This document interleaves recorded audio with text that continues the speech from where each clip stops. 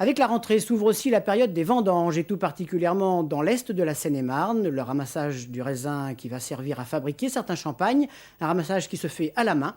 Les producteurs s'organisent donc pour les derniers préparatifs. Les vendanges débuteront dans une vingtaine de jours. L'enquête de Sam Diallo et Yves de Wulf. La Seine-et-Marne, terre viticole, terroir à champagne, ce n'est pas une boutade. En plein cœur du département, 9 vignerons se partagent 20 hectares de vignes qui s'étendent sur 3 communes, Sassy-sur-Marne, Citry et Nanteuil. Et à cette époque de l'année, comme dans la plupart des régions viticoles, le raisin est arrivé à maturité, l'heure des vendanges va bientôt sonner, tout doit être prêt avant l'arrivée des vendangeurs.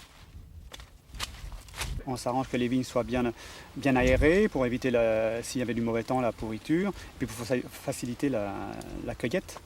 Le champagne de Seine-et-Marne respecte les traditions de méthode champenoise classique. 3 cépages sont utilisés, Pinot Meunier, Pinot Noir et Chardonnay. Et jusqu'à la dernière minute, les pieds de vigne sont examinés. Ici, une belle grappe bien serrée, où la fleur s'est très bien passée.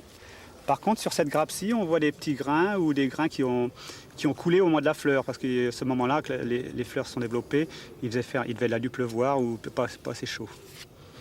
Peu connu, le champagne de Seine-et-Marne suscite toujours autant d'étonnement et de curiosité lorsqu'il est évoqué. Mais dans sa région de production, les viticulteurs sont les premiers à défendre ardemment ses qualités. Maintenant, les méthodes de vinification veulent qu'on arrive à avoir quand même des bons produits, tout en étant dans une région quand même avec des crus périphériques, hein, ça faut quand même le reconnaître. Et puis bon, le problème c'est qu'il ne faut pas travailler avec des vins jeunes. Moi c'est mon optique, je travaille avec des vieux vins, et comme ça on arrive à avoir quelque chose d'assez constant au niveau qualité, et puis quelque chose qui tient un peu la route, quoi. L'an dernier, 290 000 bouteilles ont été produites. Selon les professionnels, la récolte 99 devrait être légèrement en hausse.